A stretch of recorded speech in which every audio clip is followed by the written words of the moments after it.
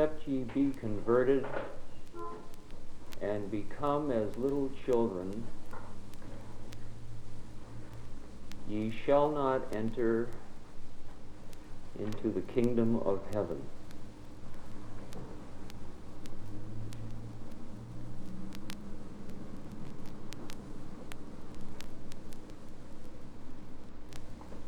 Ye are the living temples of God.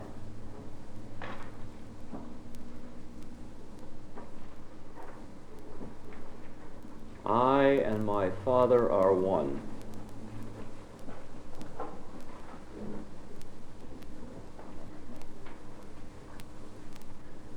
There is one alone, and there is not a second.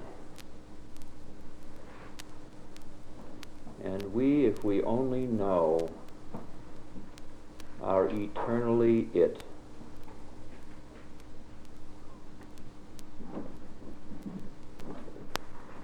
From a fortune cookie,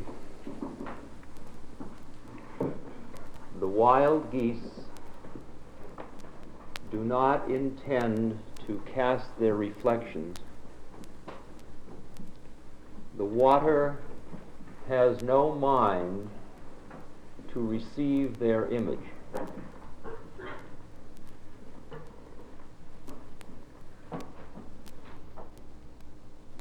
The wild geese do not intend to cast their reflections. The water has no mind to receive their image. If you knew who you are, and I know who I am, when you add all of us up, you come to the number one. If you and I were being who we truly are, there would only be one of us here. One awareness, one consciousness, all these bodies like fingers and toes.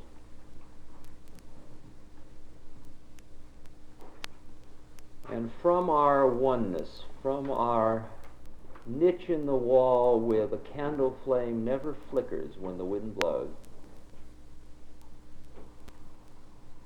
from this inner place where we all are eternally, we would watch the drama taking place at 77th Street and 3rd Avenue.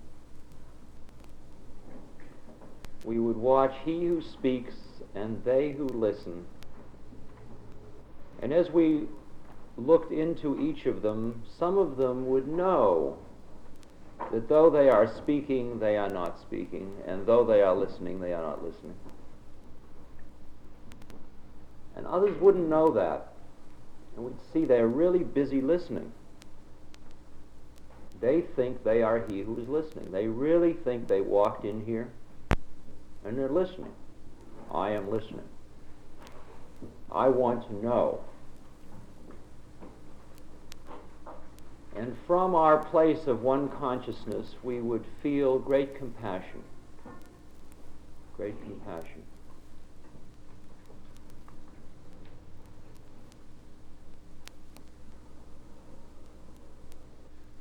For I am the wild goose, and I have no intention to cast my reflection. There is speaking happening, and maybe it's hard for you to understand, or maybe there is a place in you that understands when I say, though I am speaking, I am not speaking. Though I am here, I am not here. Inside of me is going on a mantra that reminds me who I really am, over and over again. And from this inner place where this mantra is going on, even as I speak to you, I'm just watching with great awe, wonder, the awesome drama of nature unfold before my very eye. Before my eye. Before that inner eye which sees all and knows all. The drama that is this drama. drum.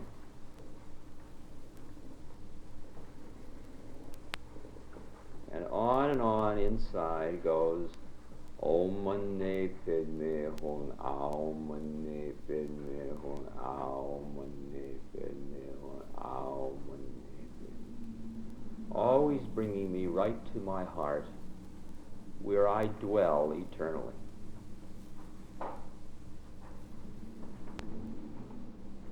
But now we came here all laden with games, laden with our dramatic roles. I mean, we've all learned our parts so well. We're masters at playing our parts. I'm a serious young student. I really want to know. I'm a woman. I'm the Earth Mother. I'm a responsible member of this society. I'm young and impressionable. I'm really confused, man. I'm all screwed up.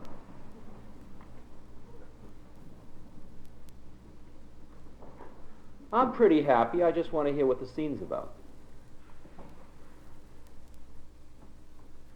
I'm a holy man.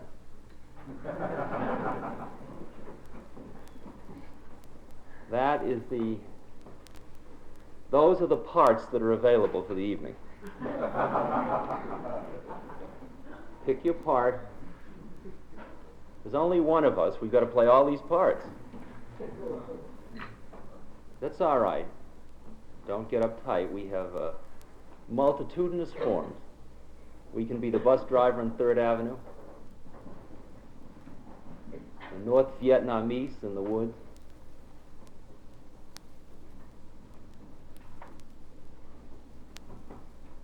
we haven't begun tonight to dig who we can be. We just move in slowly. So we play our parts, but let's not forget that these are just parts we've taken on for this particular drama. But we came in here bearing our parts because we've learned them so well. I mean, you've been sitting home practicing your part. You were taught your script.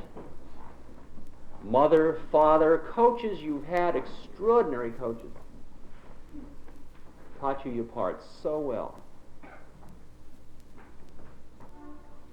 So that you are an exquisite response mechanism. Feed in outcomes.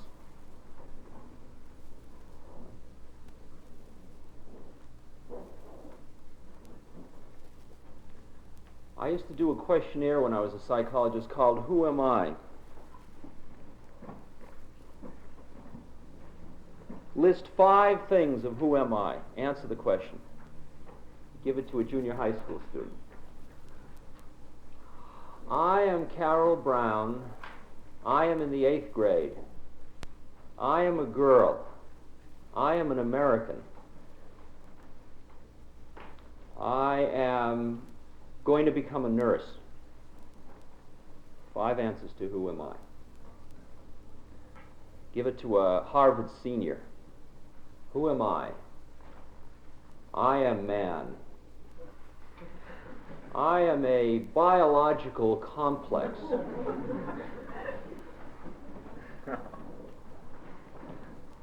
I am a point in time and space.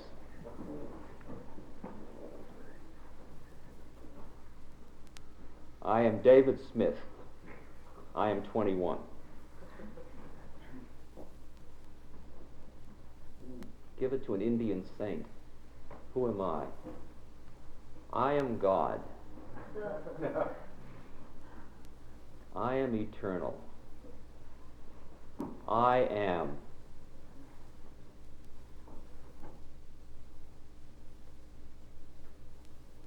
Blank, blank.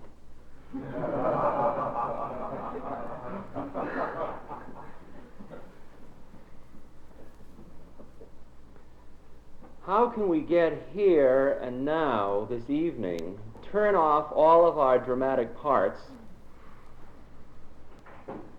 Or let's let them run on. I mean, you can run on being who you've been, but let's just not get hung up in them.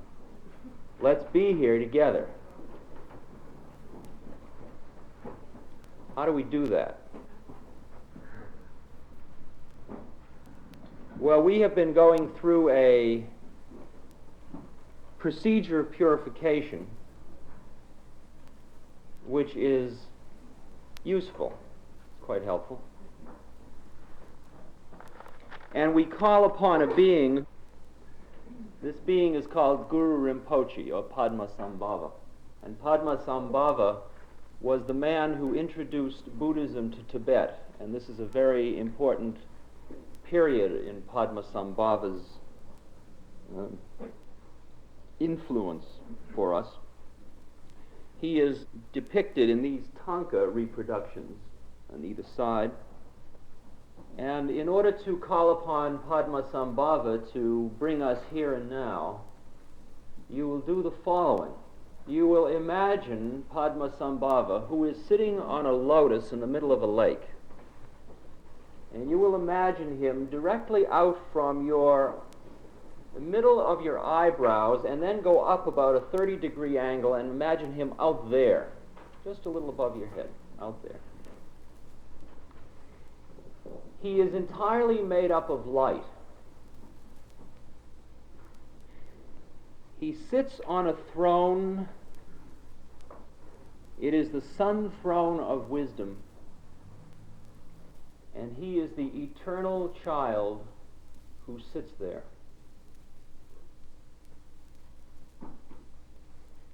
In his right hand he holds the lightning bolt of the method of becoming eternal, the upaya. And in his left he holds the cup which is filled with ambrosia. It's filled with moksha, filled with bliss. He has cut off the heads of aversion, attachment, and confusion, and he wears them as ornaments on his trident, which he holds to his side as his consort. He sits unmoving in meditation. He chants Hum and Fum, drunk upon highest happiness.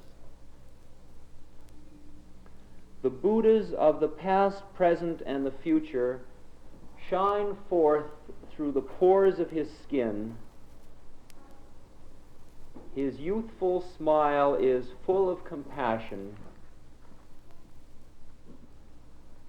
Victory is his crown.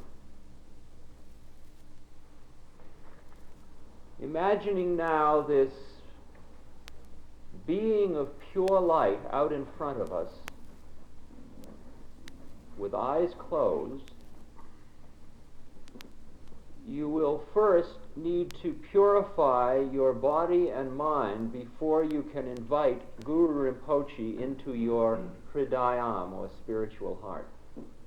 The first thing you're going to get rid of is roga and ruga, which are disease and attachment.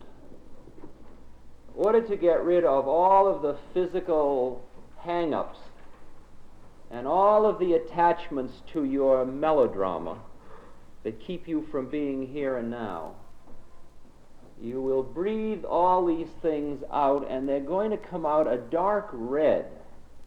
And they will come out of your right nostril when you, now, if you are not tuned in on astral vision at this point, you may not see the dark red just yet. But you can imagine it. You will breathe 3 times out the right nostril, and each time imagine you're breathing out all of the physical hang-ups and all of the attachments that keep you stuck. Right, 3 times.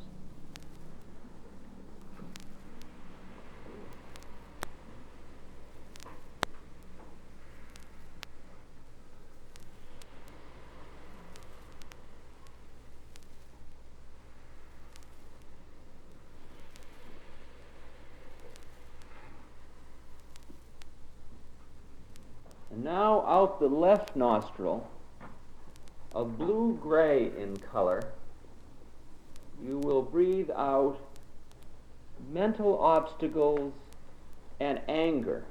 Think of all the people that got you hung up today, got you uptight. All the people that angered you, all the people you still get angry when you think about. And get that anger into you. Really think about them until you're really angry.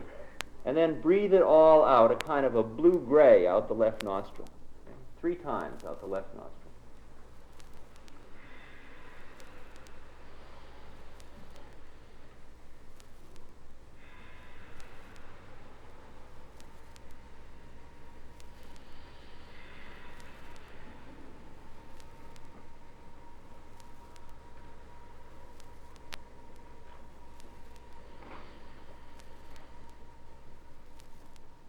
You should have a fan to clear away all those vibrations.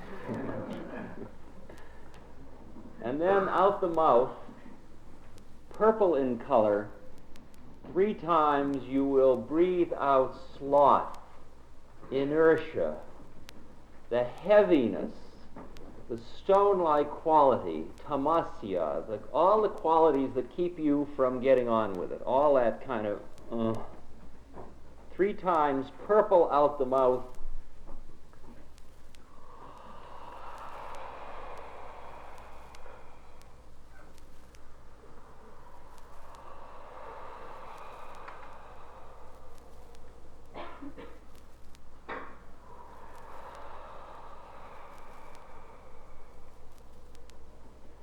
Now imagining Guru Rinpoche sitting out there on his lotus.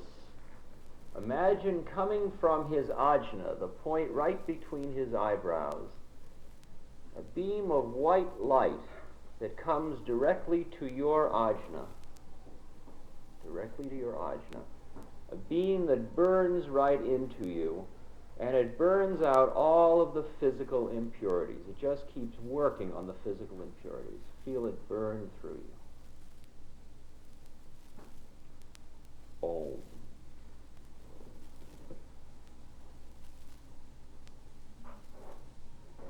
And then from his ajna, the same place, to your throat, a red beam which burns out of you all untruths, all lies, all wrongness of speech. Ah.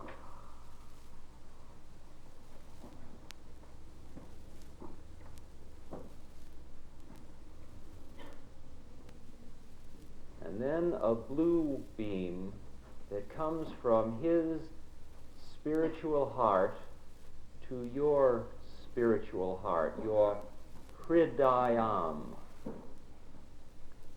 And this blue beam burns out all impurities of thought, all the thoughts that keep you from being an enlightened being, from knowing who you truly are. Hung.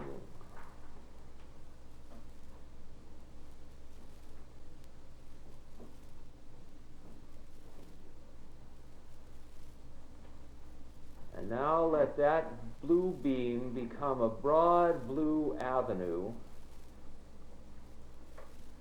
and down that avenue comes Guru Rinpoche himself. Pure light, pure love, pure awareness, pure energy, total wisdom, absolute power. And he comes into your own heart, and he resides there, and when you know who you truly are, you and he are one. You are composed of pure love, pure light, pure energy, pure wisdom, infinite power. And his mantra is Aum Ahung Vajra Guru Padme Siddhi Hung. Aum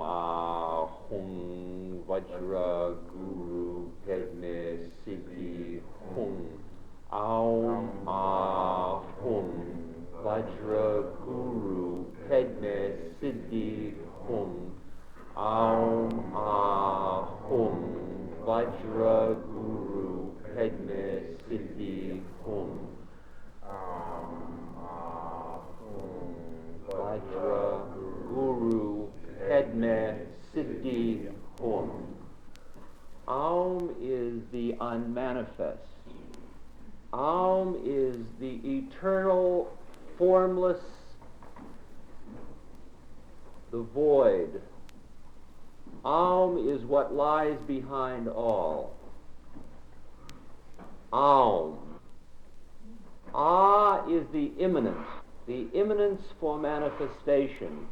In the beginning was the Word, and the Word was with God, and the Word was God. And the sound which is later to turn into form, the imminent, is Ah. Hung, the manifest. Hung, manifest. All of the forms in the universe are Hum, Hum, Om, Ah, Hum. Vajra, lightning bolt. 3 in 1. The 3 in 1 lightning bolt, Vajra Guru. The lightning bolt, wisdom, Guru, wisdom. Om Ahum Vajra Guru Pedme. Pedme means lotus, and it also means unbearable compassion. The 3 in 1 lightning bolt, Guru of wisdom inside you, of unbearable compassion, Siddhi, of infinite power. Hung is manifest, Hung, heart, is manifest in my heart. Om Ahum Vajra Guru Pedme Siddhi Hung. The 3 in 1, the unmanifest, the immanent, and the manifest, all are Padma Sambhava, and they are made up of unbearable compassion when they view the form. The 3 in 1 is infinite power, and it all resides in my very heart. And if I can go within to my own heart, to my spiritual heart, my Hridayam, I will then know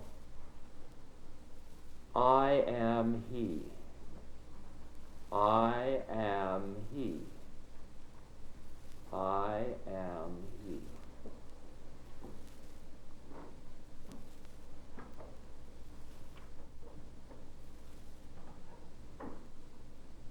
It is from this place in our heart cave where we now are that we watch the entire drama that is our lives. We watch the illusion with unbearable compassion. Compassion meaning empathy, meaning a true understanding of how it is. A kind of empathy you can only have when you have quieted your mind down enough and transcended your ego enough so you can hear how it really is. So when you are with a candle flame, you are the candle flame. When you're with another being's mind, you are the other being's mind. When there is a task to do, you are the task. The mindless quality of total involvement that only comes when the ego is quieted and there is no attachment. It is only when you reside quietly in your own Hridayam that you become He of total light, unbearable compassion, and infinite power. Had ye but faith, ye could move mountains, said Yesu.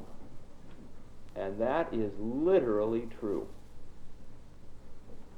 The Bible is not a metaphor, it's not a story made up to teach us how to be moral beings. It's a straight message of how it is when man lives in the Spirit. And the Spirit is right inside, and in order to get into the Spirit is not a whole lot of hocus pocus. It's a very simple, methodical, mechanical set of steps, but they are only available to him who can hear. Let those who have ears hear. Teach not he who does not want to know. The whole game is based on faith. What you may not perhaps understand is the whole game you've been playing thus far is also based on faith. You have had faith in your senses. You have had faith in your rational mind. We are living in a society which is a total temple dedicated to the rational man. Even though the first commandment says, there is only one God, thou shalt take no other God but me. Even though that's said, and we repeat it, we still worship the rational man. We worship our own sense data. It's only when you see the assumptions you've already been functioning on that you can start to extricate yourself. You have got to have heard the first message before any of the keys open anything, because you don't even know there are doors until you've heard the first message. Georges Gurdjieff, a Westerner who went this entire trip, or at least a large part of it, he said, you don't seem to understand you are in prison. He said, if you were to get out of prison, the first thing you must realize is you're in prison. If you think you're free, you can't escape. See the problem? If you think you're free, you can't escape. There's another way of saying it. If you think the games you have going are what lead to what it is you're seeking in life, forget it. Forget this trip entirely. What is required for this trip, what is required to go within, to except ye become as little children, ye shall not enter the kingdom of heaven, to go the entire trip again, you have to have experienced despair.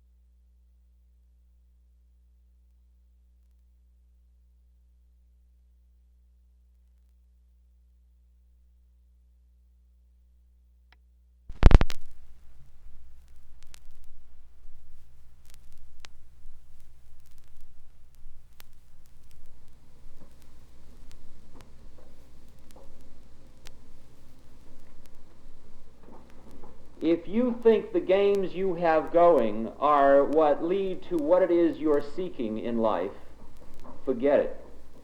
Forget this trip entirely. What is required for this trip, what is required to go within, to except ye become as little children, ye shall not enter the kingdom of heaven, to go the entire trip again, you have to have experienced despair. You have to have experienced a giving up of the faith in the systems you've had going thus far. It's a necessary prerequisite. It's a necessary prerequisite.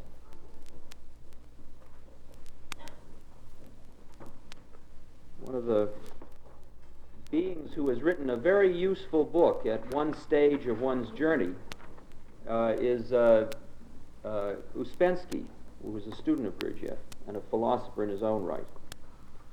And he said, and he explained on page 5 why it is that he isn't a realized being. Although I don't think he meant to say it quite that way. And he's describing different schools and what they taught, different secret schools. And he says, there was another type of school with which I was unable to make contact and of which I only heard. These schools promised very much, but they also demanded very much. They demanded everything at once. It would have been necessary to stay in India and give up thoughts of returning to Europe, to renounce all my own ideas, aims, and plans, and proceed along a road of which I could know nothing beforehand. These schools interested me very much, and the people who had been in touch with them and who told me about them stood out distinctly from the common type. But still it seemed to me that there ought to be schools of a more rational kind, and that a man had the right, up to a certain point, to know where he was going. That a man had the right, up to a certain point, to know where he was going.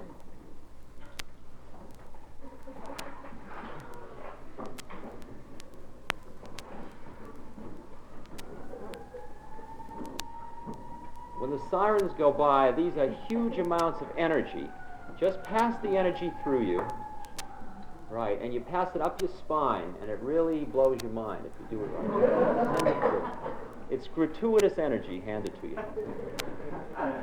Free trip, courtesy of.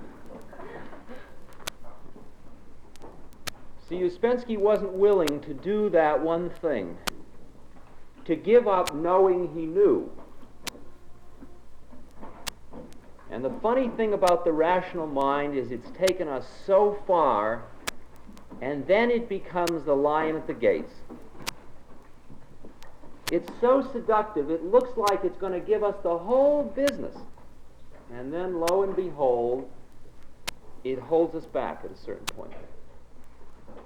Because we are so rewarded for knowing we know. And it's only when you come to the despair that seeing, when you look around at where man has gotten with his rational mind, and you suddenly understand that he's just going from the frying pan into the fire. And you look at the Herculean task that he has outlined for himself, and you realize that his rational mind just isn't going to be enough. I mean, you add up all the, quote, intellectuals of the world. Who do you want to put the man's destiny in? Whose hands? Herman Kahn? Who? I mean, I can't find a model. I don't see wise men. I see rational, super rationalists, McGeorge Bundy. Super rationalists. Exquisite minds. But as Einstein said, when atomic energy was released for man's control and benefit, he said man must develop a higher form of thought if he is ever going to be able to use this energy with wisdom. Because his rational mind's not going to do it. It's not going to be enough. That's the despair. The basket we put the eggs in just isn't going to make the trip to grandmother's house. It's just not going to do it.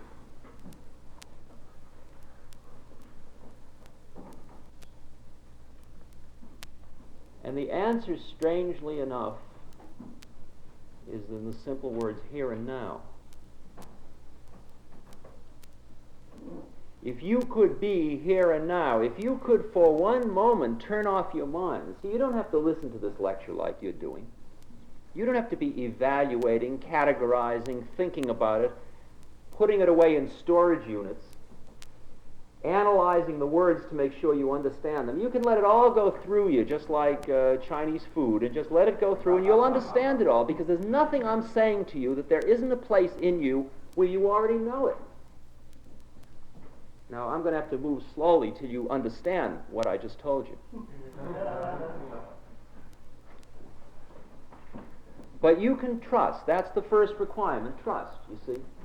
You've got to give up that kind of thing. You've got to give up the reaching for it to have it. As long as you reach, you can't have it. This whole trip that I'm talking about is fraught with paradoxes. The most exquisite paradoxes. As soon as you give it all up, you can have it all. How about that one? As long as you want power, you can't have it. The minute you don't want power, you'll have more than you ever dreamed possible. What a weird thing. What a weird thing. As long as you have an ego, you're on a limited trip. You're on a little trivial trip that's going to last roughly 60 years, 70 years, 80 years. Fraught with fear of its end, trying to make its own eternity, eternal name by leaving a stone building, perhaps.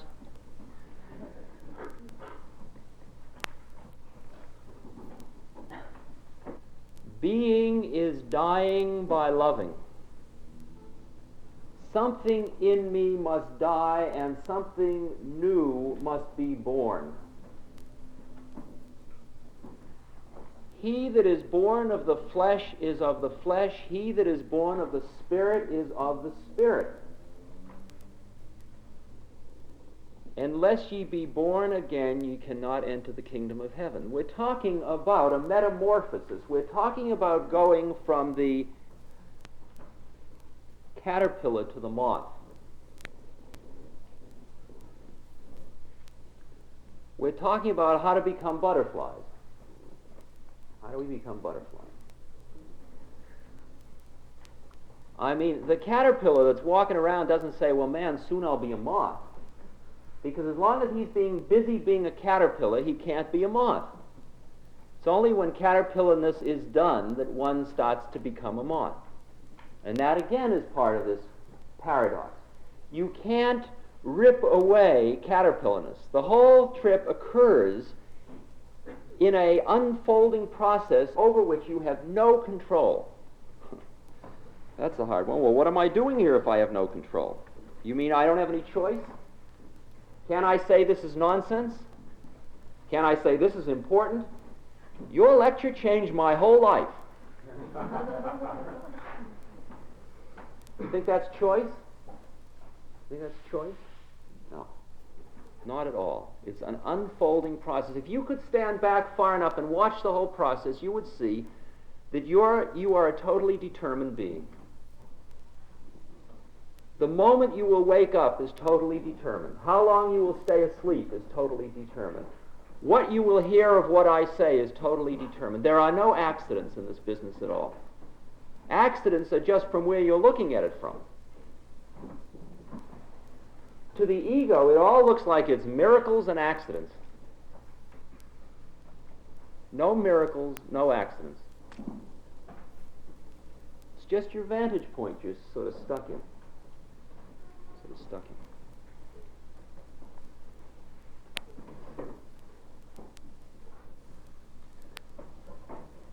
Well, if I am not speaking, and if I am not what I thought I am, how did I get into this predicament, and who am I?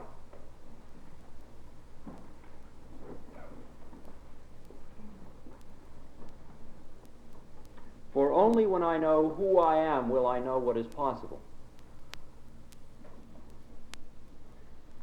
And furthermore, I can ask the question, how will I know who I am?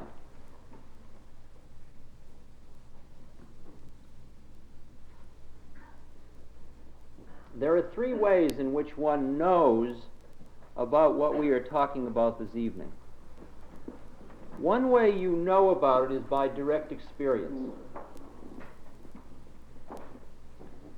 Through some way or other, through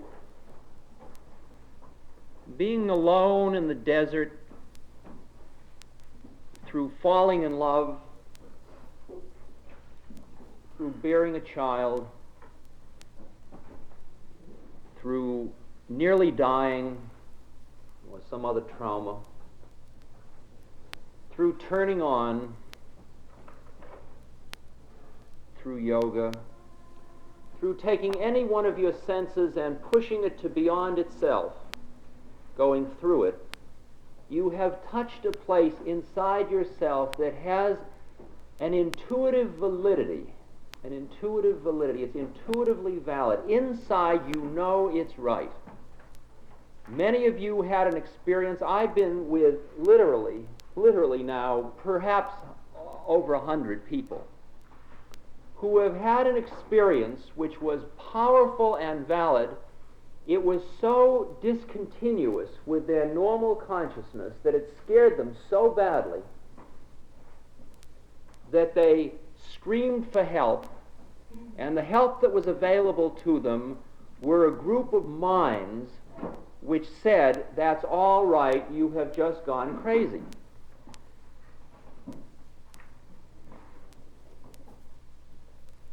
That is, the experience you've just had is the experience of psychosis.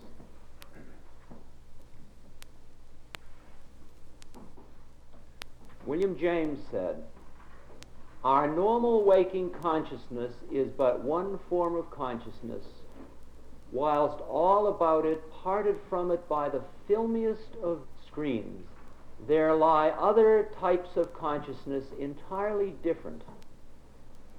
We may pass through our entire lives without suspecting their existence, but apply the requisite stimulus, and at a touch, they are there in all their completeness. Special types of mentality, each probably somewhere having its field of application and adaptation. No view of the universe in its totality can be complete which leaves these other forms of consciousness quite disregarded. But how to regard them is the question. They determine attitudes, though they fail to furnish a formula. They open regions, though they do not give a map.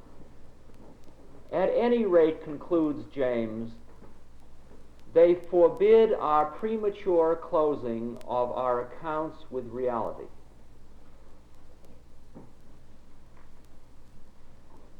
Said that somewhere around probably 1906, something like that. In spite of what he said, we've closed our accounts with reality, most of us. That experience you had is psychotic. I will give you Thorazine. It is not valid. You are hallucinating. What do you mean you're God? What do you mean you're God? What do you mean you're God?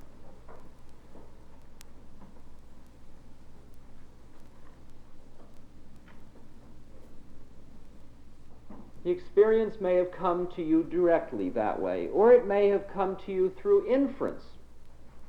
Through your intellect, you may have reasoned and reasoned and reasoned until you saw the peculiar position that rational man is in, and you realize there must be something else. Although you've not experienced it, you just infer the presence of something else.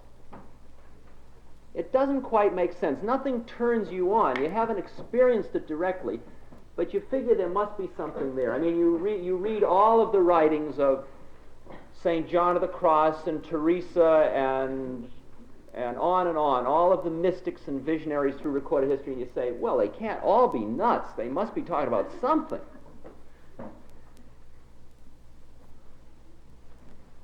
So you sort of infer the presence of this other thing, but you don't know about it. Now, that's a tougher one to be in that position. Then the third way is that you trust You trust the fact that there are realized beings and they've said it and therefore you know it to be true. It's not inference anymore. It's not an intellectual process. You just accept what they have said. That's faith.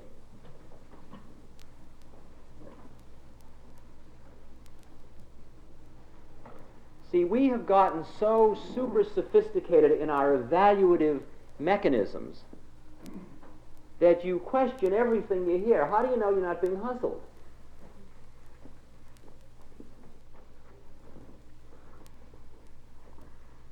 I mean, what was Jesus up to? What was the thing about? What do they want? What's the game? What's the game, man? What's he into? What's he into? And that you especially feel if you are one of the keepers of the tables in the temple.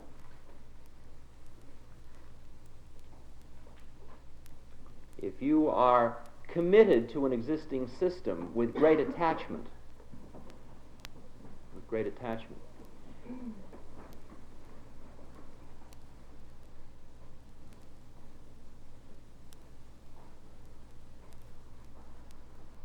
Some way or other, though, most of you in this room, most of you, not all of you, but most of you have sensed the possibility.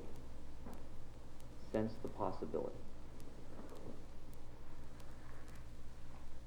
happened to me the first time I took psilocybin, a synthetic chemical. It's a synthetic of the tiananoctyl, the Mexican mushroom, which is commonly known in the mountains as the flesh of the gods, tiananoctyl. You transcend your ego, and you see how it all is. And you touch, you go through the door, you go through the doorway into the magic theater.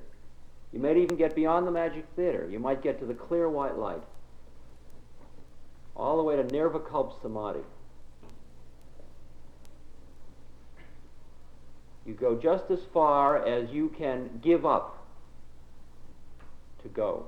Some people use this method and they say, wow, dig the colors and lights. Some say, boy, I feel so close to other people interpersonally. Some say, wow, you and I are one. Some say, why, there isn't even a you and I. It's just energy. Some say, it's all and everything and nothing. It's the void. And they're beyond words. You go just as far as you're ready to go. Those are all stages on the path. They are also known as the physical, astral, and causal planes. Same thing. Different words. How high did you get in the last trip? You went through the door, but you get thrown out. At least I got thrown out. Maybe you didn't get thrown out. If you didn't get thrown out, you are a realized being. And if you're a realized being, you're not here. So everybody here has at least been thrown out or never got in. Right? Here we are, outcasts. We've all been rejected. We all came to the wedding feast, and we weren't wearing the wedding garment, and we got bound hand and foot and cast into outer darkness, and here we are. Right? This is a meeting of outer darkness. And there was much crying and gnashing of teeth. That's what he said. It's all on the level. It's all straight. I mean, he's telling you just how it is. That's what's so far out about it. Absolutely so far out.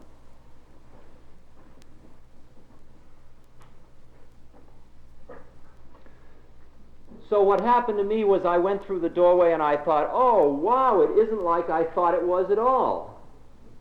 I mean, if I'm going to spend my whole life manipulating this puny ego through a set of power games and a set of sensual gratifications, and what's the payoff? The end is it's going to all end anyway, because it's all in time. And suddenly I dig that who I am at that moment when I'm, quote, stoned, quote, high, I am out of time. I am out of space. But boy, does it feel valid. Does it feel real? It feels like the first real thing that's ever happened to me. Everything else had a certain, like, hustle quality to it. And except my suffering. I mean, I was really into my suffering. I mean, you really get into your suffering. Self-pity, that's real. I mean, you know, everything else may go, but boy, you got to suffer. And we're just coming out of the dark night of the Protestant ethic. You know, suffer, baby. That's the only way you'll be good. Suffer some more. Come on, really suffer. Oh, it feels so good. It hurts so bad. We've all been the trip. We've all been the trip. Suffering is great. It's like straightening by fire. It's purifying. It's very good. But the funny thing about one another paradox, this trip requires total suffering, but it's got to be suffering that's no suffering. I mean, you just got to go the whole suffering trip, but you can't be the guy that's suffering. Do you think, by the way, that when Christ is standing there and they're nailing nails in, he says, "Oh, man, does that hurt?" He's probably looking at the guy that's nailing it in with absolute compassion. He digs why the cat's doing it, what he's stuck in, how much dust covers his eyes, why he's got to be doing it. That's the way it is. He said the night before, he says, "Well, tomorrow's the big trip. I got to go on it. You know, I'm going to go do this thing." Yeah, right, there are the nails. Wow, look at that. I go to the dentist, and the dentist says, "I'm going to have to drill near a nerve. I'll give you Novocaine." "No, don't give me Novocaine." "What do you mean you want Novocaine? It'll be terrible." "It's pain. It's interesting." "Well, all right." Boy, it's pain. It's really interesting. It really is interesting. But who am I? Am I he who is being pained? No, that's the thing. Once you know that, then pleasure and pain and fame and shame and loss and gain are all the same.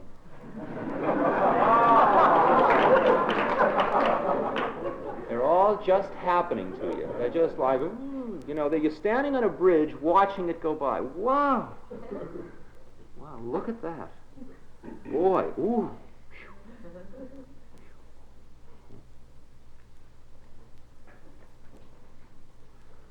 Once you have seen through the illusion, and that, as I told you, wasn't your choice. It just was your karma that at this particular lifetime, and I know you all went through changes when I say this particular lifetime. You mean there were other lifetimes? You mean you believe in reincarnation? Well, I'll take you through that very gradually in about 5 minutes. We're going to go the whole trip tonight. It's last night. Let's blow it all.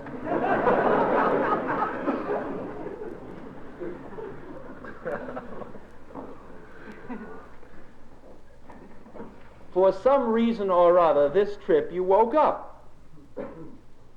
I mean, you went through lots of trips before this, and you can see all the trips you went through out on the street. You're meeting them all the time.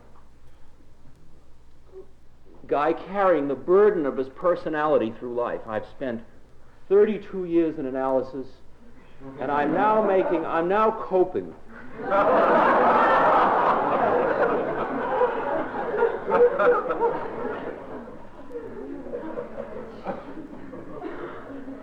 Boy, he's not going to make it this round. No.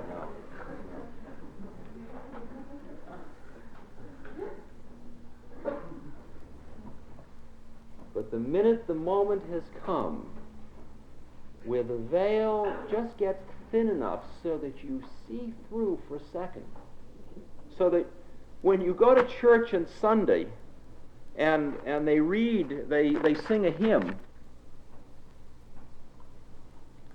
"Humbly I adore thee, verity unseen, who thy glory hidest neath these shadows mean. Lo, to thee surrendered my whole heart is bowed, tranced as it beholds thee shrined within the cloud."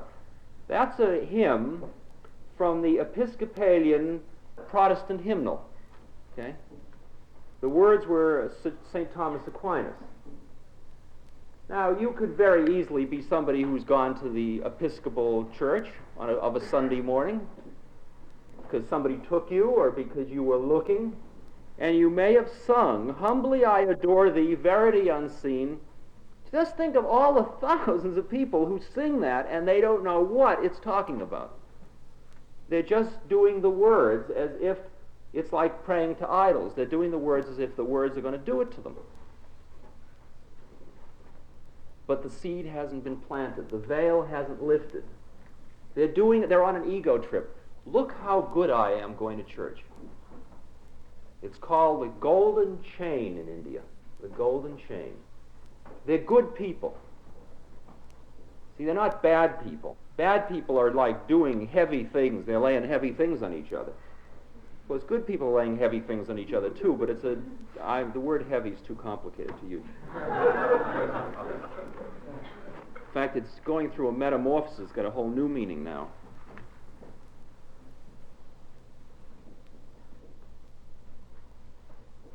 But good people are in a tricky position because they're doing what the outward manifestation of the thing is, but the inner thing isn't happening. It's very poignant, very poignant. But it's all right because they're going in the right direction. Another round or two, and they'll make it. They'll hear the words that they're singing. I go to church in the little town I live in New Hampshire, and all the people sing these hymns, and nothing's happening. They walk in all uptight, and they walk out all uptight. Maybe they're a little calmer. I see them and lights flash, and I get so stoned I want to run down the aisle and shout, "Wow! Listen to those words, man. It's really here.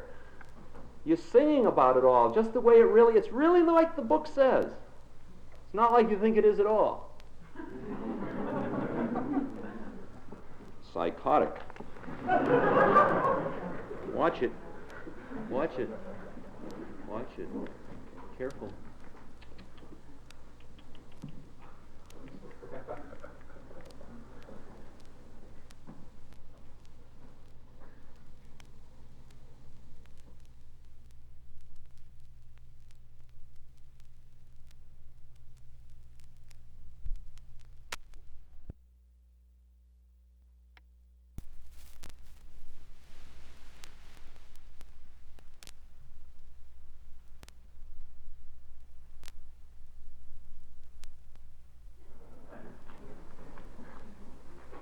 Listen to those words, man. It's really here. You're singing about it all, just the way it's really like the book says. It's not like you think it is at all. Psychotic. Watch it. Watch it. Watch it. Careful.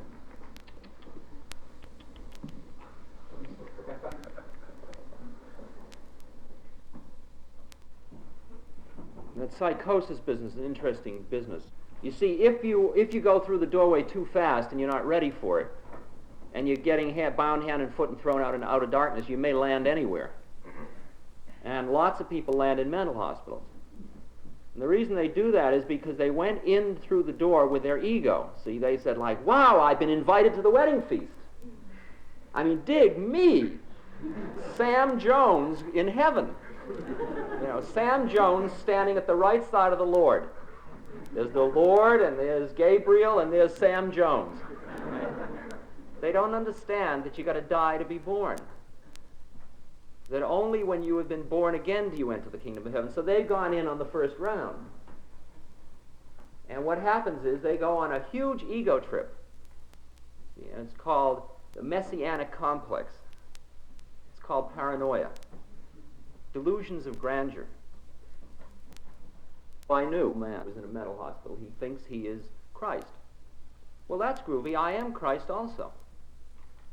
But he doesn't think I'm Christ. He just thinks he's Christ. Because it happened to him, and he took his ego with him. So he says, like, I'm special. And when I say to him, "Sure, man, you're Christ. I'm Christ too," he says, "You don't understand."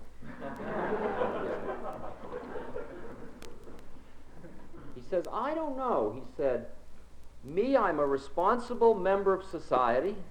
I go to church.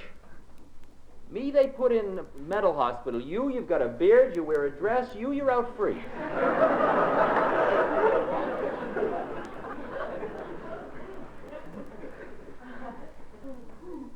Sure, because as far as I'm concerned, we're all God. That's the difference. That's the difference.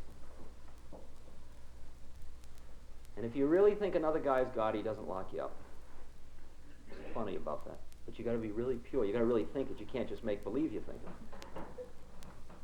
Anything less than total purity, back out into outer darkness. Send him around again. Send him around again. That's what you learn after a couple of hundred psychedelic trips. Boy, I might as well get straight because I'm getting to feel like a yo-yo. I keep going up and coming down, up and down. As long as there's an up and down, as long as there's a high and a low in your head, outer darkness. As long as you're in the world of yin and yang, outer darkness. It takes a lot of purification. Purification of what? Purification of thought, purification of body, freedom from attachment. Freedom from attachment.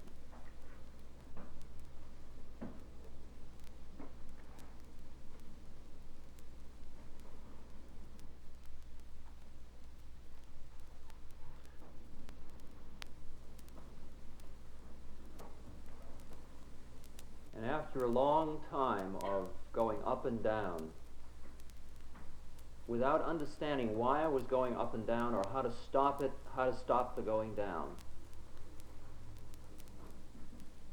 slowly, slowly it dawned on me. Now, why did I keep trying? The answer is very simple, and almost all of you know the answer already. The answer is once the seed is in you, you don't have any choice.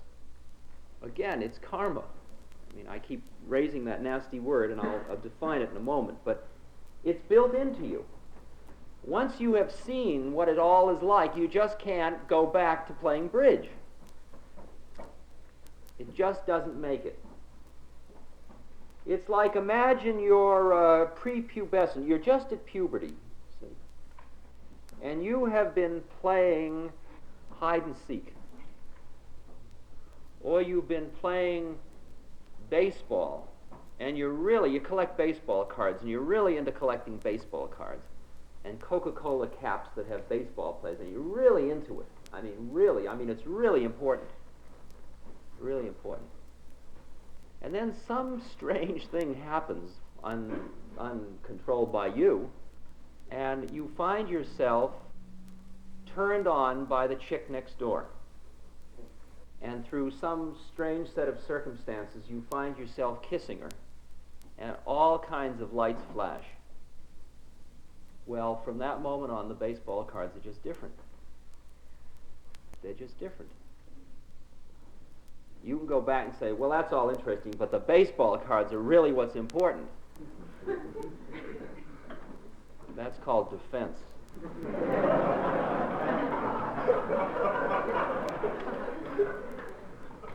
The thing happened, the seed got planted. No turning back. No turning back. Once you sense the possibility, once you just feel that other thing inside of you, you start in this it's completely unconscious mechanism of searching, listening for the messages. Do you know? Do you know? Do you have the key? Where's the next message? Where's the next message?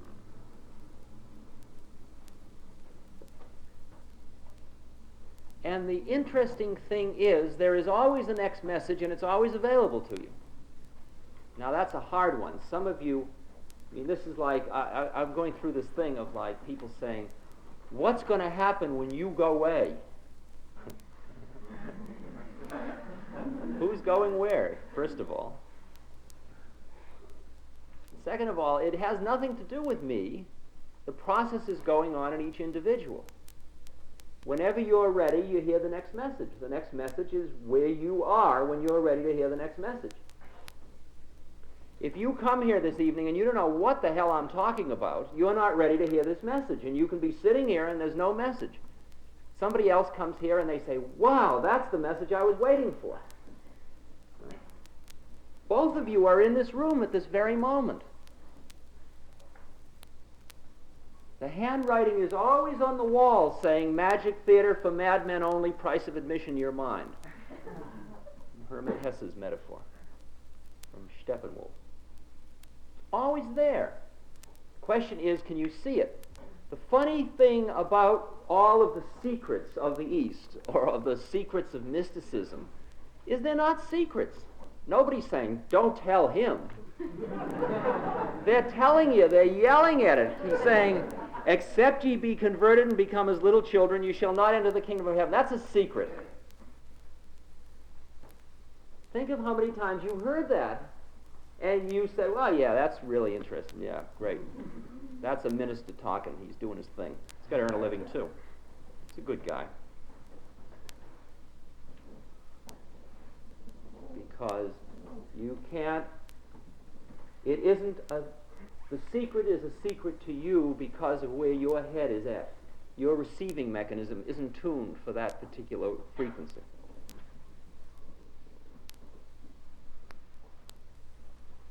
Okay, now, no nonsense. How do I really think it is? I've been on a trip now. My trip has taken me through psychology, more or less responsibly. Then it took me from my academic career, psychology, into psychedelics and exploring the within chemically, which led me to end my psychology career rather dramatically by being fired from Harvard. Then I pursued the psychedelics for a long time, and then I got that feeling of being a yo-yo.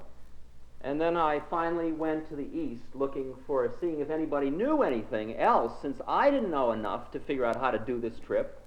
I couldn't stay inside the door. I didn't know what to do next. I kept reading the books, but I didn't understand them. They were yelling the secrets, but I couldn't hear them because I was looking at them from the wrong place. That was my problem. And I couldn't get my head in the right place to see what they were about.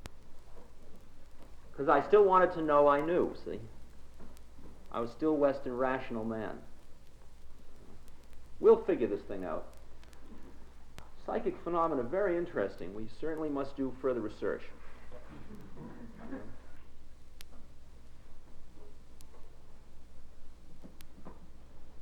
So I went and I looked and I looked and I looked, and as long as I looked like a rational man looking, I didn't find anything. I just found my own shadow all the time. So all you can ever find is yourself. You only read yourself, you only talk to yourself, you only ever know yourself. That's all there is. That's all there is, strangely enough. And then I gave up. I saw that my whole game didn't work. Didn't work. It gave me all the rewards that seemed to be offered, but it didn't work. It didn't, there was that place in me that knew it wasn't working. I knew there was something else, and I couldn't get to it. Couldn't get to it. At that point I gave up, and then I was ready for the next message, and then the next message was standing right there, was sitting right in the hippie restaurant, the Blue Tibetan restaurant, in Kathmandu, Nepal. And the message took me by the hand and took me the whole trip and took me to my next message giver, who was a being who had finished the trip. He didn't come down anymore. He was inside the gates. There he was. And he did the thing. He blew my mind. He finished me with my rational trip. That is a brief chronology of the series of dramas that unfolded in this illusion that one calls sadhana, or spiritual path. Now, after having studied psychology and guided psychedelic trips and read Eastern books and listened to innumerable stories from people about their own trips and inner heads and been a psychotherapist for 10 years and all. This is the way it looks to me. I'm not asking anybody to buy anything. There's no sale going on here. No sale. Because there's nobody sending a message. You and I are here, we're observing this process. That's all that's going on. If I'm trying to convince you, I might just as well pack up my whatever holy men have and wend my way down 3rd Avenue. Because if I'm trying, I can be assured of failure. There's no trying, because there's no you and there's no me. Here we are, we're just exploring how it is. I'm our mouth. I'm our mouth. I once took LSD with Alan Watts and his wife, and he started to talk, and he talked for 8 hours. And at first I got uptight. I mean, like, I know something. Why doesn't he ask me? Like... Is he just going to talk all night? And then it dawned on me that he was just our mouth. He was our mouth. And it was beautiful, because every time our thoughts didn't fit with what he was saying, what he was saying would change. He was extremely sensitive. And he was the most erudite mouth I've ever spoken through.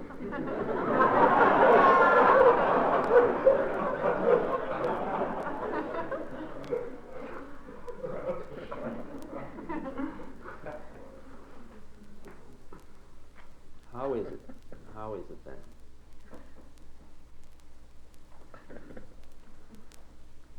Statement number 1. We, rational man, is not the highest being on the evolutionary scale at this moment.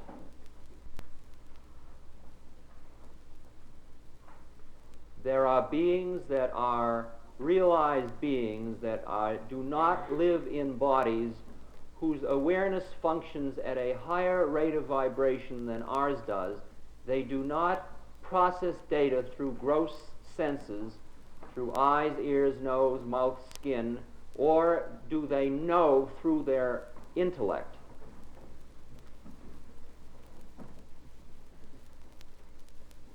That's statement number 1.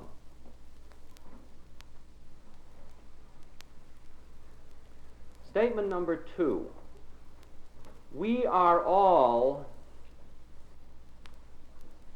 eligible to enter the next evolutionary stage to the extent that we are able to extricate ourselves from the time-space locus in which we find ourselves. By which I mean changing one's vibrational rate, if you will.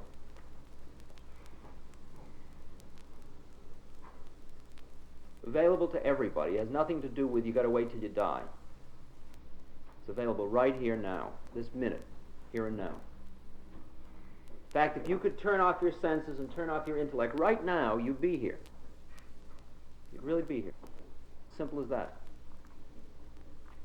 You don't have to plan, shall I go become enlightened or become a physicist? It doesn't work that way. You don't have to do that trick.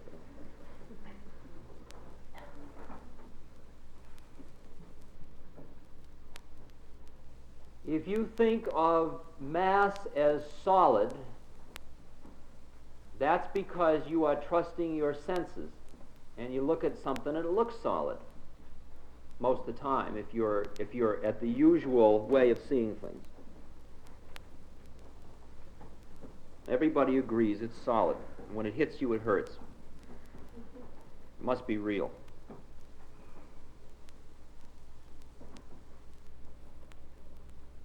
When you get a little more sophisticated in rational ways, if you get a little further into physics, you understand about the relation of mass and energy, and you understand that what appears as mass only appears that way because of the nature of the receiving apparatus of your senses. And that in fact all solids are in fact just energy. They're patterns of energy. That you could call them slow down light. Slow down light.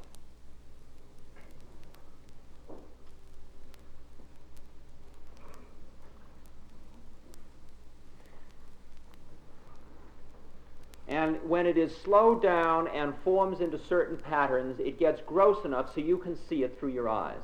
It's just like going from infrared or ultraviolet through the spectrum of the visual field. When the vibration rate changes, you can see it. Or if it gets to a point where you can't see it or can't hear it. If it gets too high, only dogs can hear it. You can't hear it. As you go up in that rate of that frequency, that vibrational frequency, you get to light. You get to thought. See, the reason we can't measure thought yet, really, is because we just don't have apparatuses for measuring at those vibrational rates yet.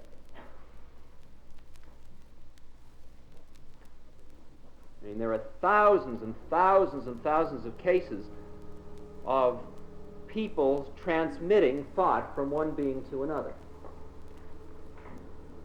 I once visited J.B. Rhine down at Duke, North Carolina, and J.B. was sitting there with this peculiar position on his desk, piled like yay high, and in closets are letters from thousands of people describing the experience of thought transmission.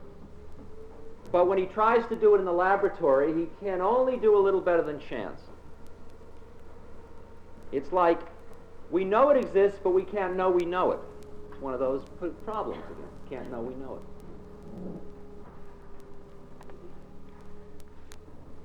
Keep going faster and faster in the vibratory rate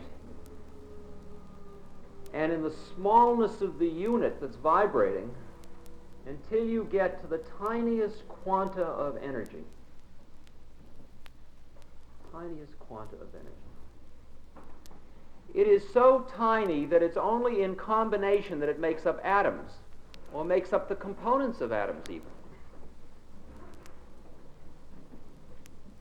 Physicists now work with these things theoretically. That energy is so fine that the entire universe is composed of it, and it's solid. You, Mars, the air, vacuum, the flowers, the candle flame, my thought, it's all made up of the same stuff. It's just in patterns. It's just in pattern.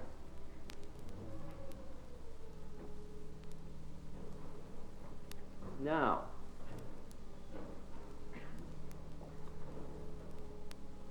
if you are able, this is a fact I am telling you now from where I'm sitting, if you are able to pursue the discipline of extricating your awareness, your consciousness from your own senses and from your own thought,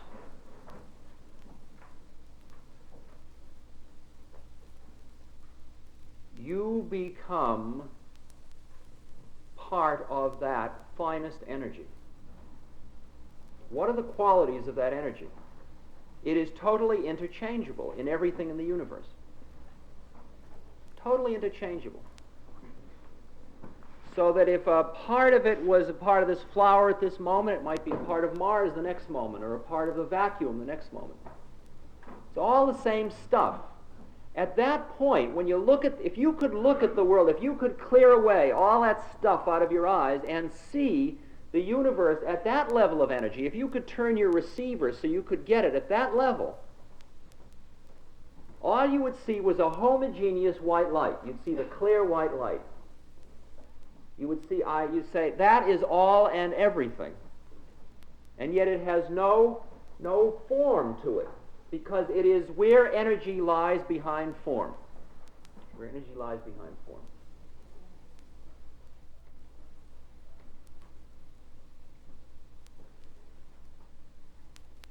When you are able to extricate yourself from the time and space illusion, and it is an illusion as it turns out. The question is, who am I? Who am I? Am I this body? Am I these senses? Am I this thought process? I cogito ergo sum. It's a lie. It's a lie. Sum ergo cogito is perhaps reasonable. That's a lie too, but so are all words.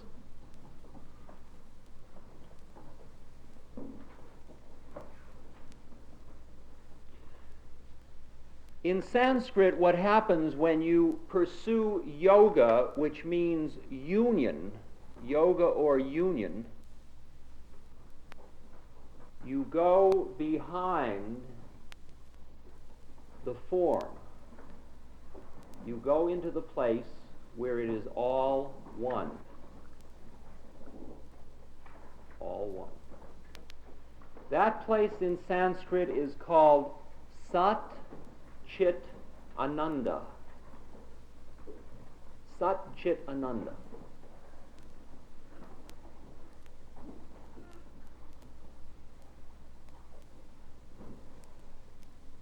Sat Chit Ananda is the kingdom of heaven. Ram Tirth, the poet, who was a realized being, describes Sat Chit Ananda from inside. He lives on the other side of the doorway. See, on the other side of the doorway, you see there's no doorway. There's only a doorway from this side. It's another paradigm. He says, I am without form, without limit. I am beyond space, beyond time. I am in everything. Everything is in me. I am the bliss of the universe. Everywhere am I. I am Sat, absolute existence, Chit, absolute knowledge, Ananda, absolute bliss, Tattvam Asi, I am that, Tattvam Asi, I am that. Sat Chit Ananda. Think of the fine energy now. What is the fine energy, the quality of the fine energy? It permeates everything. Remember I said about Padmasambhava, he is pure light, he is pure consciousness, he is pure love, he is pure wisdom, he is pure energy. Do you understand that identity? I am talking about a specific identity, very cold, systematic identity. When you go up the pyramid, and this is what Plato suspected when he got into his realm of pure ideas. When you go up the pyramid, follow beauty all the way back. Follow love all the way back, behind interpersonal love. Follow energy back as the physicists are doing. You end up at the top of the place where it all turns out to be the same. Do you understand that that fine energy we've just been talking about is the same exact thing as what we call consciousness? The universe is conscious. It is consciousness. It is not self-conscious. It does not know it knows. It just is. It is. It is consciousness. Sat Chit Ananda. My guru, who is a guy that lives on the other side of the doorway, he just is. He doesn't sit around knowing he knows. The candle flame doesn't sit around saying, I am being a candle flame. It's just being a candle flame. If there is a requirement, a motive, a desire brings the guru from being in the place where he is just like the candle flame, just part of consciousness, the vast, pure energy that is consciousness. It brings him back down into form. Brings him down into form. Brings him down into knowing he knows. I mean, I meet the guru, and I'm there by chance, and I go up, and in a few minutes he tells me all about things that have happened to me in my past. And he tells me things that he can't know by any means I know he knows, by any of the usual techniques of knowing one knows. So when he does that to me, he completely takes me the next step. He creates the faith. He blows my mind. Lest ye see miracles ye will not believe, Christ said with great compassion. I was one of those people. It's the kind of Western cynicism that is the basis of science also. I'll entertain the hypothesis. That's cynicism.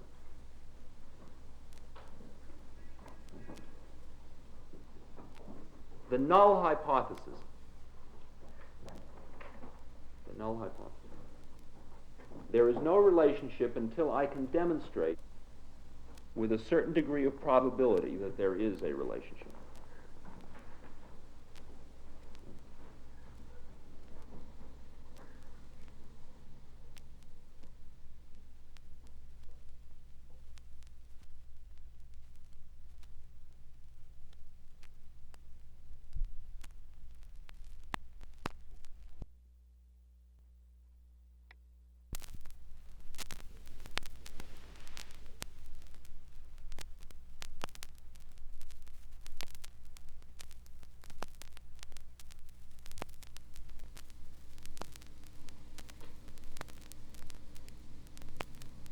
If you have purified and finished with attachments, that's what renunciation means. You've finished with attachments. It doesn't mean anything about what you do in the world. It has to do with your inner being. If you've gone the whole trip, then you get into the void, and you're in the void, and you are eternally in the still, quiet ocean where the lights of mother and son merge as one. It's all one. It never was and never will be. Then Buddha saw, he had a vision, and the vision said from the astral plane, or causal plane, sent him on assignment, in effect, said, there are many beings whose veil is very thin, and you can come back and teach them. And that's the bodhisattva role. Because you finally understand that though it is all illusion, it never was and never will be, at every level at which you exist, you are part of everybody else. So as long as anybody's hung up, you're still hung up. Because it's all one being, really. That's the bodhisattva problem. Till everybody makes it, nobody makes it. So what happens is you go all the way out and then you come back. He who clings to the void and neglects compassion. Now what does the word compassion now mean?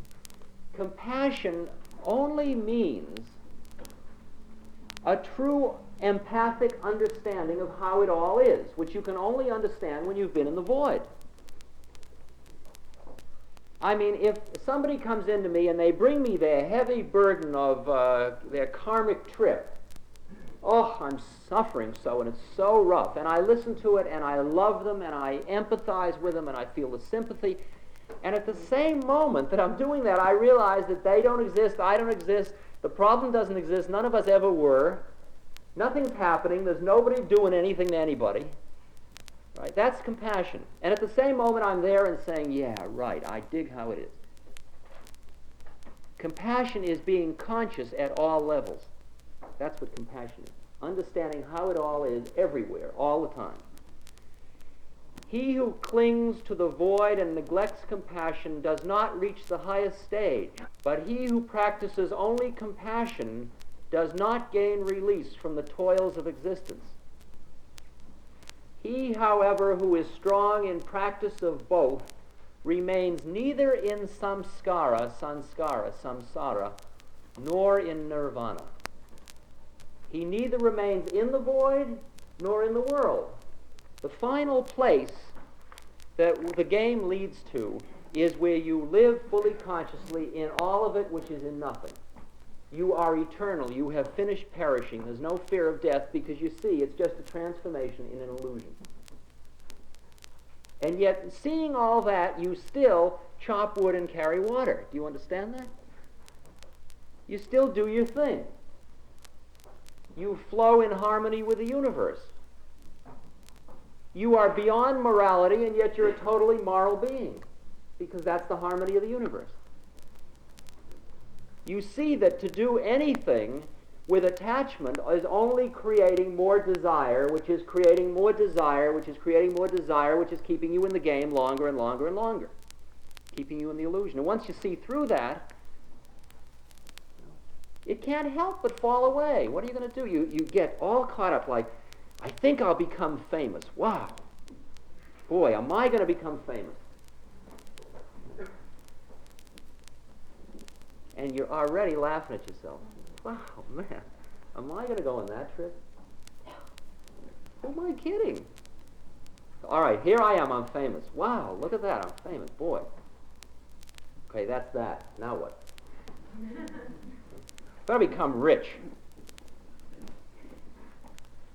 You ever hang out with really rich people? Busy being rich.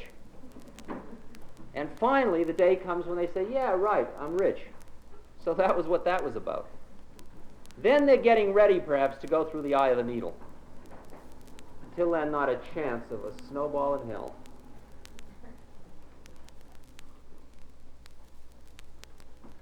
That final place of pure idea is the place where yin and yang exist. It's the place where duality exists. The first place into form from the formless, you come into the place where there is energy, where there is form, and at that point there is polarization.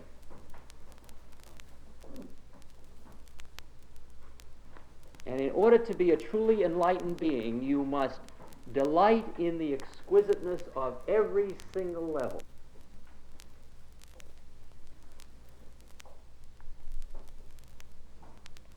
You must, in your maleness or femaleness, at the same moment as realizing you are both male and female, and you were never either male nor female.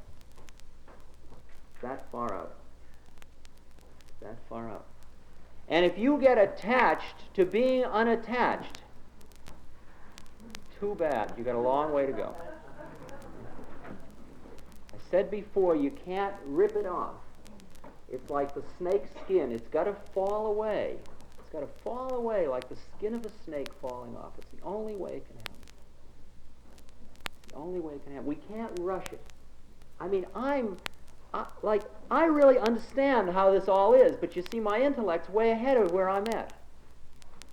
I mean, it's so poignant. It's so poignant. I mean, knowing all this, I should be an enlightened being.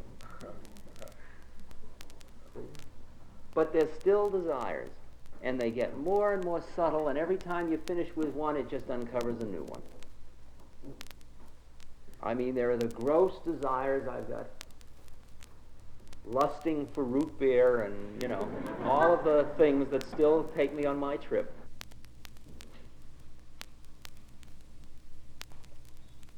Can't rip them away. I just can't not desire root beer. What am I going to do? Not desire root beer? Try it. Funny thing. I mean, vows are complete hypocrisy. You can't take vows about things. You either do them or you don't do them. You think an external vow is going to change the game? It can only change the external act. The external act has nothing to do with renunciation whatsoever. You can be having sex every night and have renounced sex because what you're renouncing is the attachment.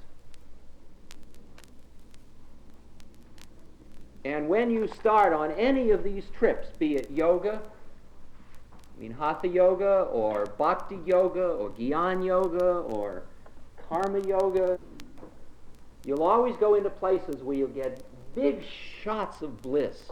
Oh, boy, is it good. Remember what my guru brother said, some people get attached to digging the ecstasy bliss. It's so good, man. I mean, I just haven't, all my life I've been reaching for that kind of bliss. Sex gave me a little wallop of it. A great achievement would give me a little wallop. A little bit of a drop of this elixir, the stuff, the ambrosia that Padmasambhava's holding a big bowl of. Man, I really dig that bliss. Oh, boy, have I been starved for bliss. I mean, you know what bliss is? It's total contentment, total serenity. And how does that feel? You've got it all. It's like after you've eaten the best possible meal and you sit back You know, it's like those ads of a guy that's worked hard and he comes back and he's loosened his belt and he's taken off his shoes. He's a workman. He's got his beer on the table and he's sitting back and he's got his feet up and he's, I can see the Norman Rockwell cover now. That's the definition of contentment. That's the eternal place. No matter what he's doing. I mean, everything he did all day up to that moment, he's still in that place when you're in the place. See, that's what I said about if we know who we are, we're not busy being in the drama. You can just know what you have known from tonight. Knowing this, if you know this, you're already well along the way, I'll tell you. And I'm telling you from another guy who's just along the way with you. But I got a feeling for how it all unfolds, although there's no time in it. See, I used to be busy. People said, well, if your guru knows everything, did you ask him when you'll be enlightened? Well, that's a funny question. Because when I'm with the guru, I don't have any questions. Because he's all in everything and there's nothing to ask because it's all right. And the funny thing is, what good is it knowing? What do I care? What difference does it make? It's like if you say, where did it all begin? I mean, how did we get stuck in this dilemma in the first place? And Buddha always answers, it's none of your business. Just get on with it. When you get there, you'll know. It's not for your trivial little rational mind to figure out, you know. You're a child when you grow up. Time enough for you to smoke. You know, don't rush. Don't rush. Just be here now. See, once the seed is planted, then it becomes like what's called the witness inside of you. It's a place inside of you where you see your whole drama unfolding. You see how important you're making it all. How caught, how deep, how significant, how profound. All the euphemisms you've got for making it important. Now, this doesn't mean you trivialize life. It doesn't mean you care any less for its divinity, or its sacredness, or its beauty, or its purity. You live it with grace and with exquisite compassion, being aware of its illusion and yet fully in it. If you ever watched a beautiful Zen monk, a very old monk who is like really there, here, really here, there, wherever it is. You watch him, he's cooking food, he's lifting rocks, he's moving. You watch him walk, and it's like nobody's walking. You ever watch one of those beings, they just walk, and their legs are going, and the whole thing's happening, but nothing's happening. You get a feeling nothing's happening. He's always at total rest, no matter what's happening. And that's what blows your mind when you get out of this, the kind of heads that we've got going, which don't allow us really to understand how this can be. You live out your karma. You live out your karma. The best I can tell you about karma is that if you are pure spirit, if you are not matter, but you are that eternal spirit, you are that eternal energy,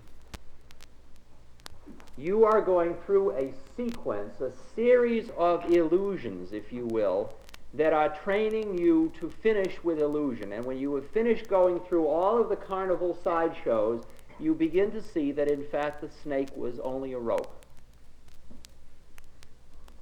And these are a series of experiences designed. Your life, including your heredity, your environment, every experience you've had, every experience you're going to have, your death, the whole trip is one karmic package. And it is programmed, completely programmed, and you are going through it now. And if you understand what I just said, you then are in the position of the witness who watches your own karma happen, and that is your karma too. You got it? I mean, there's no level. There's no way out of karma. You got to understand. There's no way out. There's no way out. Except full enlightenment. When you're fully enlightened, you're done with your karma. Fully. Not for a second. Not for a second. Fully. Finish with the trip. Fully enlightened.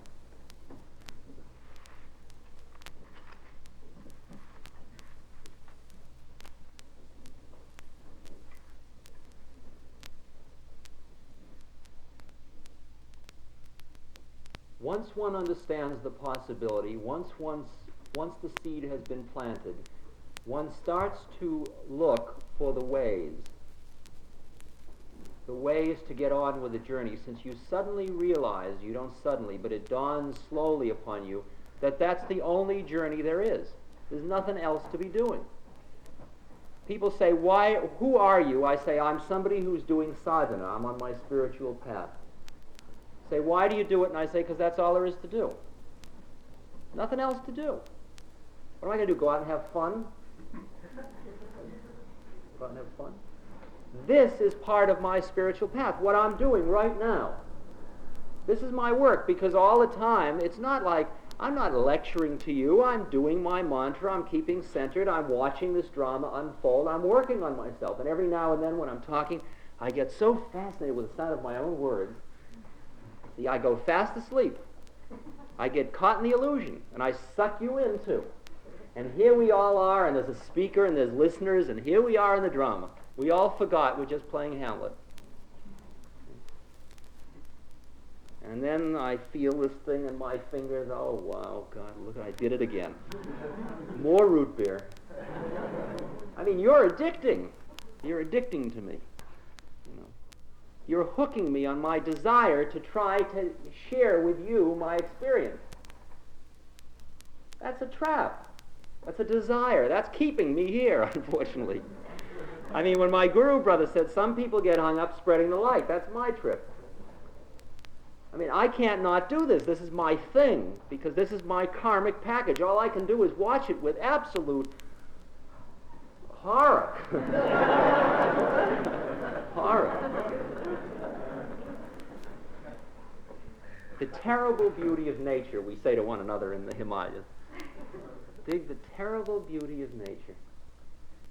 Poor Ram Dass. You know, he's got to be doing that thing. That's good work. See how seductive it is? I mean, that's good. It's important that he does that. You've helped me a great deal. I've really been helped a lot. Thank you. Thank you. Who are they thanking? Who are you thanking? There's no me. Thank you. Great. Here we are. Should we play thank you? There's no thank you. It's just happening. I don't care. I don't really care. Who I am, it all happened already. Your whole karmic trip's already programmed. I'm just a part of it. There's no accidents. It's not an accident that you're here. It's not an accident that the guy that was sitting there that couldn't quite got up and left. It's not accident. It's all programmed. It's all part of it. All part of it. No accidents. Can you imagine that? No accidents. Got to stand back pretty far to see that.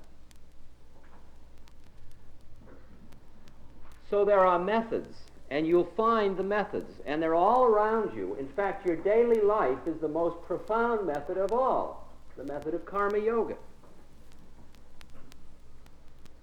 It's the method of waking up through everything that happens. You're drinking root beer and you say, wow, dig that. And you put yourself down and you say, damn you, you're drinking root beer again, and then you say, wow, dig that.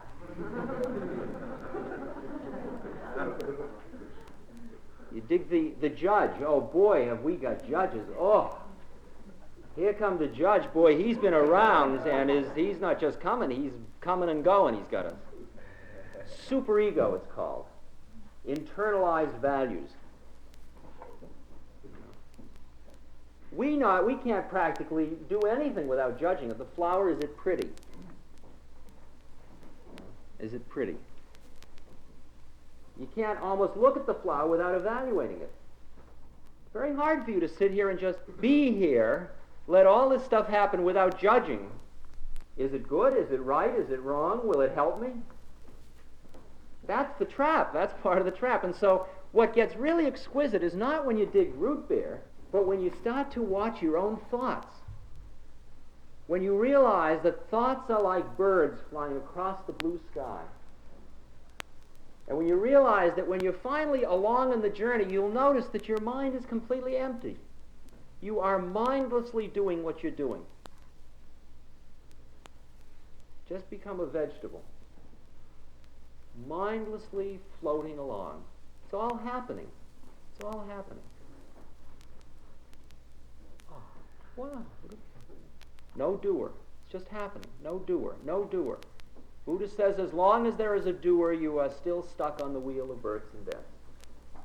No doer. No doer at all. It's all happening. This is just happening. We are all witnesses to this happening. Life is a happening. Monstrous happening. People ask, how do I go on with my studies? If I believe this, what do I do next? You be next. You're doing it right now. There's no next. It's right now. Right now. Everything you're doing is a vehicle to wake up. What do? I do a thing called Ashtanga Yoga. If you want to read about it, there are books that they're called Raja Yoga. A little book called How to Know God by Pravananda Nishwa. They're all concerned with a set of early writing sutras by Patanjali. And the Patanjali sutras were written maybe 500 BC to 500 AD, somewhere in there. They're from older ideas. And this technique of yoga merely says, yoga is so exquisite. It's not like body beautiful like most Westerners think of yoga. When I came to Los Angeles from India, I was sitting in the American Airlines terminal between planes. I mean, this was so far out after having been in the Himalayas and, living in the Bible for the last 8 months, and suddenly you're in the American Airlines super plastic domain, and you're, sitting with a beard and a dress, barefooted in American Airlines. Some soldiers came up on the way back from Vietnam. They looked at me very, I don't know how. And they said, "What do you think you are, some kind of a yogurt?"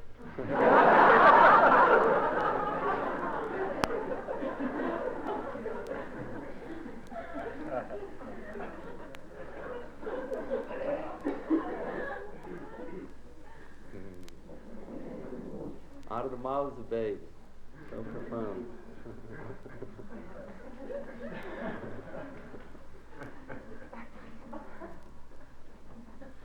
Yoga means union. Yoga is a systematic method for cutting through the game, for cutting through the illusion.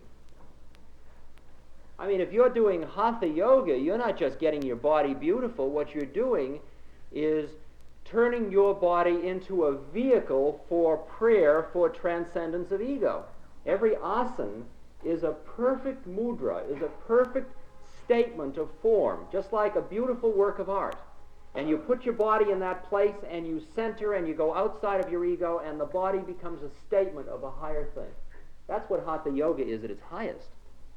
Hatha means the conjunction of the moon and the sun. Very high form of yoga. Bhakti Yoga, the yoga of love and of worship. Boy, if there's any yoga that is groovy for we heavy minds, it's Bhakti Yoga. Bhakti Yoga is the way in the Kali Yuga, Allen Ginsberg chants.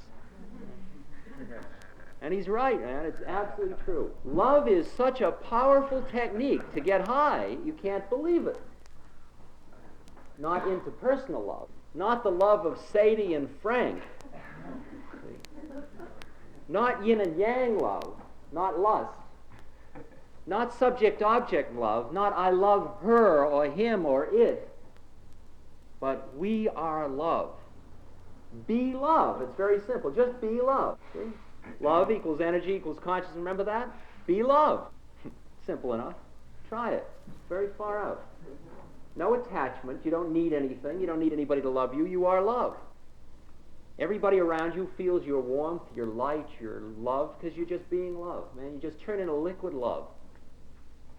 Because everybody you look at is that same place. I mean, if I dig that it's all illusion, you're in the illusion as much as me. When I look at you, do I see your illusion? No, I look right through the illusion. I see the love. I see the light. You are love, too. So I look at love like, here we are. We're love. So it's no come on. I'm not saying, come on and love me, baby. Do you love me enough? I'll love you if you love me. None of that. That isn't the level of love. It's the C of love. It's the B of love. The B of love. It's a be in. Be in. Be in here. Human being. You man be in here and now. You man be in. Bhakti yoga. Jnana yoga. The yoga of meditation. The beautiful yoga of the mind going beyond the mind. You calm the mind down and down and down until you bring it down to one-pointedness. Then like a laser beam, you turn it in on itself and you burn right through the middle. And you go behind the thought of I. Go behind the mind. Zen Buddhism. All kinds of monistic upayas or methods. Ramana Maharshi, so on. Called Gyan Yoga. Vedanta, Gyan Yoga. New York City is absolutely crawling with opportunities. You know, they're weird little places. And a lot of them aren't pure enough. And it's up to you to be in it and see what you can get from it and be with it and be open to it. And if you don't feel the vibes are good, be compassionate. You don't have to sit and evaluate. You'll just hear what you can hear. You'll get the message you can get a message from. I mean, I can go to the Baptist or Methodist church up in New Hampshire and I can get a great message, although they don't even know they're sending it anymore.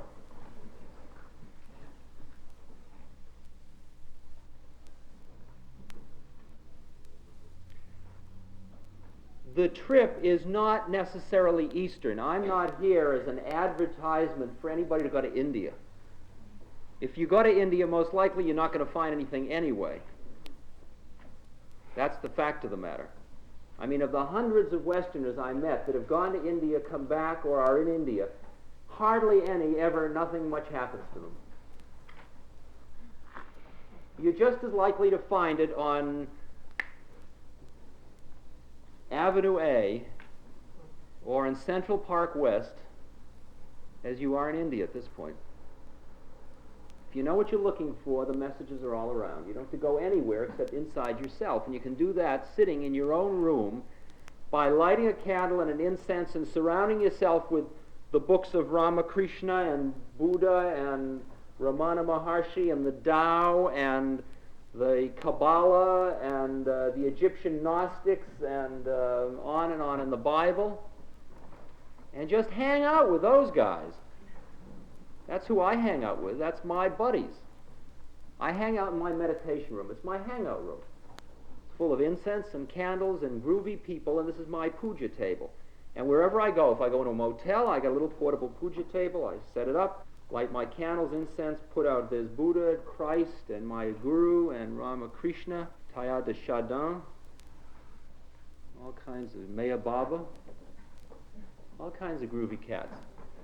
And then I sit down, and here we are, we're home again. Traps, they're all aids, they're all crutches. This is a crutch. It's all a crutch. It's all right, these are crutches. We need them at this point. Create it right in your own house, right in the place where you are.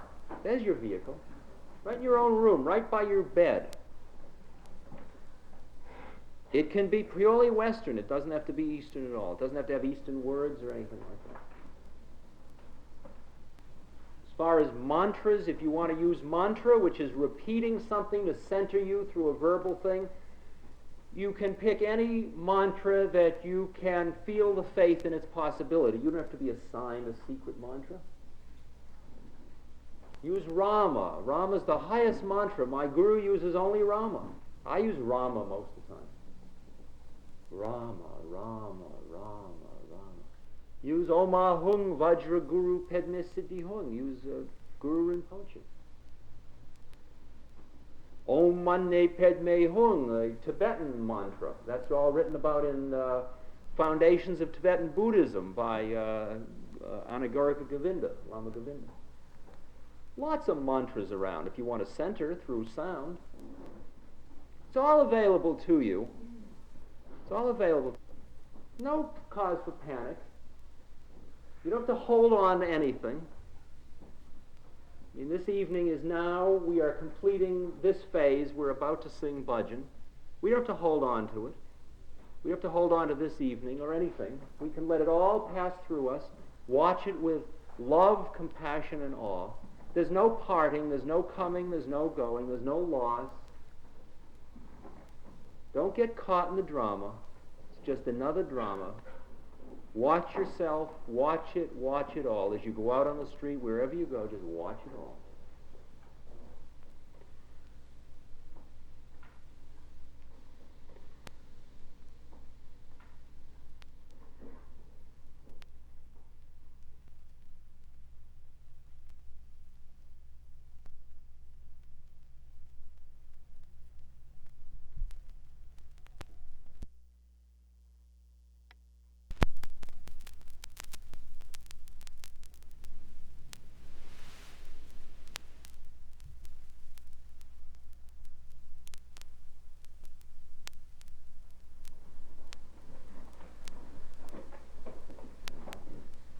At this stage every evening,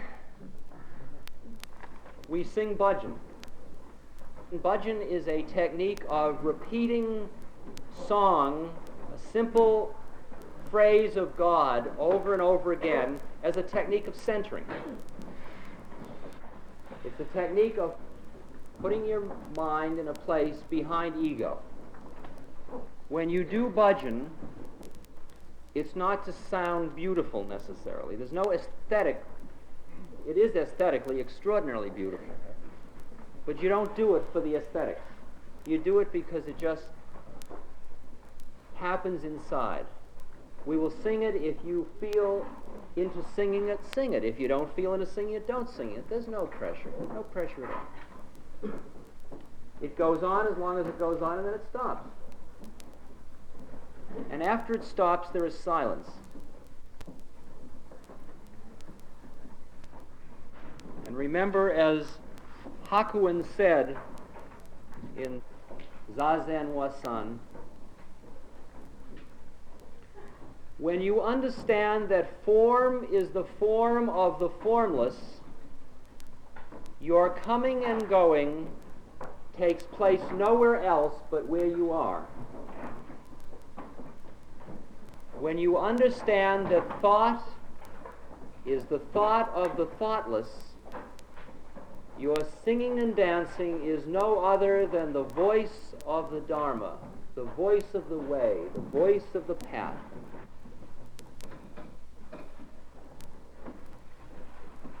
The bhajan we will sing tonight is to and for and about Rama. Ram is an incarnation of God at a very pure yuga, at a very pure time. He is our very selves. He's Guru Rinpoche. He is the God of Sun. He resides in our heart. When you're singing to yourself. You're singing to your own heart, to your own true self. When you sing it with enough love, you merge with that which you love. You merge with your beloved. Lover and beloved become one. That's the way bhajan works. It's all part of bhakti yoga.